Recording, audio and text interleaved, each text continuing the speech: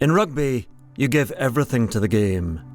Your body, your trust, your heart. And sometimes, in a single moment, everything changes. But rugby's more than a game. It's people, it's community. And when one of its own falls, it doesn't turn away. From one life-changing injury, something special was born. What began as support for one player became a charity built on love, community, and the belief that rugby looks after its own. So I was at university in 1999 playing for Lismore, a small club in Edinburgh. I was the hooker and we were going in for a scrum. I hit my head on the opposite hooker's shoulder, sort of thing you did a couple of times every game. For some reason it just went wrong and I broke my neck at C5-6.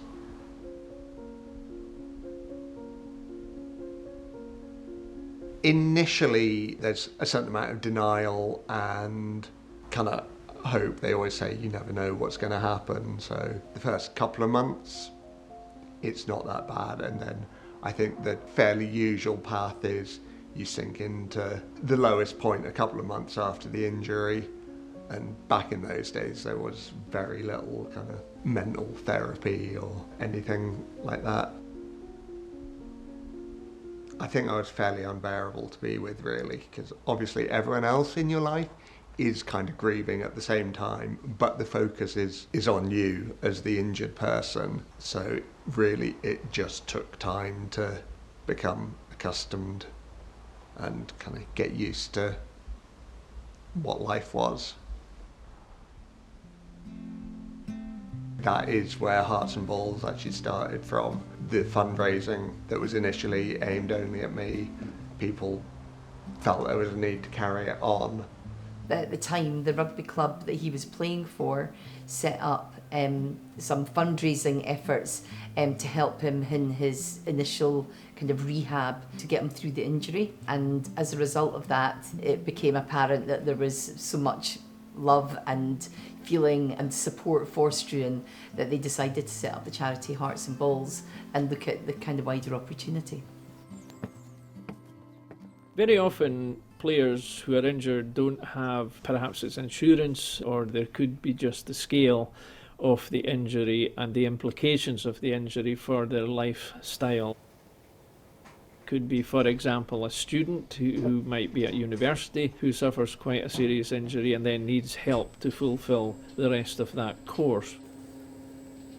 If a building needs some alterations, obviously there is an expense involved in that. We treat every specific case on its particular circumstances, and we then tailor the help we can offer. So it could be that they maybe need to go on holiday with their family and it's not as easy as us jumping on a plane. You know, there's a lot more kind of logistical issues that when you're travelling with a wheelchair and sometimes kids and all the rest of it. The National Health Service is obviously the first port of call for most people, and we have to try and work with these services, with the Murrayfield Injured Players Fund, to try and help people as much as we can, because that's what it's all about. We try and make the individual's life better, and also that individual's family circumstances make it easier. This is Poynter Park, the home of Kelso Rugby Football Club. It's a tremendous place, it's got a very rich heritage. But one of the things that was lacking was some accessibility. People with access issues couldn't make it up this quite complex stair. So I was asked, would Hearts+Balls help with the financing of a lift for accessibility reasons? It's not a huge lift, it doesn't travel a huge distance, but to put it in was a very complicated task. And it's such a simple thing, but it was such a massive challenge for the club to undertake, and we were delighted to be able to contribute financially to that. On a kind of psychological level, it's quite a boost that it still matters to people and they're willing to help. Any equipment is so expensive, ridiculously so, but the fact that people, that they're willing to help and do things does kind of help you in a mental way as well as physically.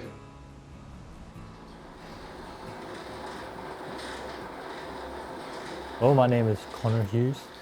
I've been involved with Hearts+Balls for 11 years now, so it's been 11 years since my injury. It's such a massive change to people's life, just having that support there, support network, and knowing that you've got them when you need them. Hearts+Balls, they mainly offer just support that can help you live your life more normally or overcome a certain barrier. The main stuff I use day to day is like gym equipment, stuff for walking the dogs, like off-road, wheelchairs, stuff like that. That's the main sort of thing I use day to day. It's called a Batek, and it just clips on the front of your regular chair and turns it into like sort of trike that you can, go places on. It just makes like traversing basic terrain just that bit easier, and this just helps a lot. Yeah. They do a good job of inspiring those within the rugby community to help out and raise money and offer support in other ways and just be there for people that are injured. I think it's fair to say that the support we've been given by the rugby community over the years has been outstanding. We're heading in very short order, I suppose, to having raised nearly £1 million in our 25 years. The whole aim is to help the rugby community support its own. Now, that can take many shapes and forms, and it can alter over time. Most of all, we have to look to the rugby community to help itself and help us help them.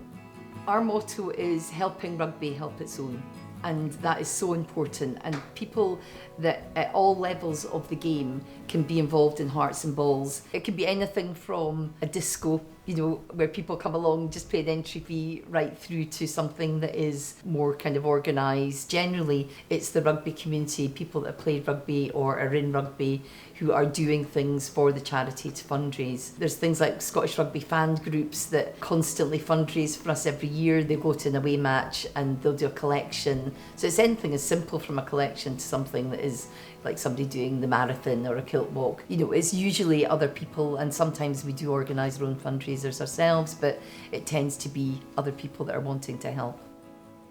Any help that we as injured players can get is massively valuable. Just to know that if the worst does happen, there is backup for you is just a great thing.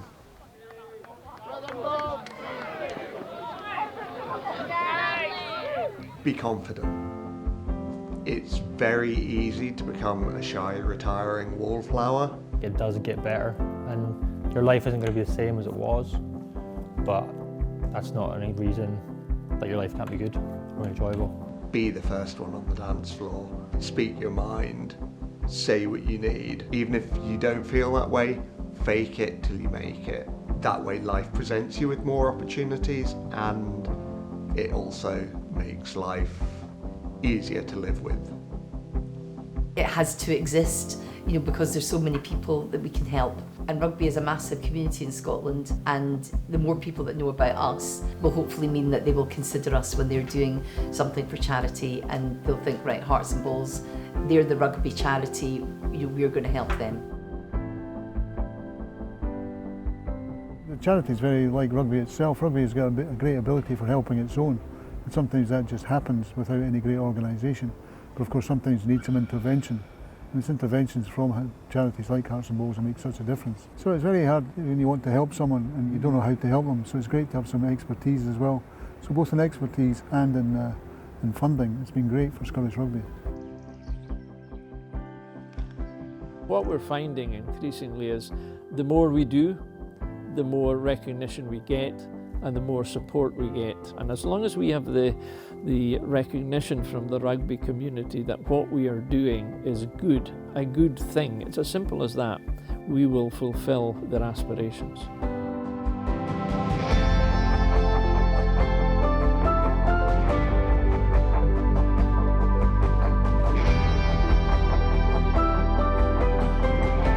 From specialist equipment and home adaptations to education, accessibility and family support, Hearts+Balls removes barriers and restores independence. But this work is only possible because people like you choose to give. Your support means hope, dignity, and real change for someone rebuilding their life. Hearts+Balls, helping rugby help its own. Discover how you can be part of it at heartsandballs.org.uk.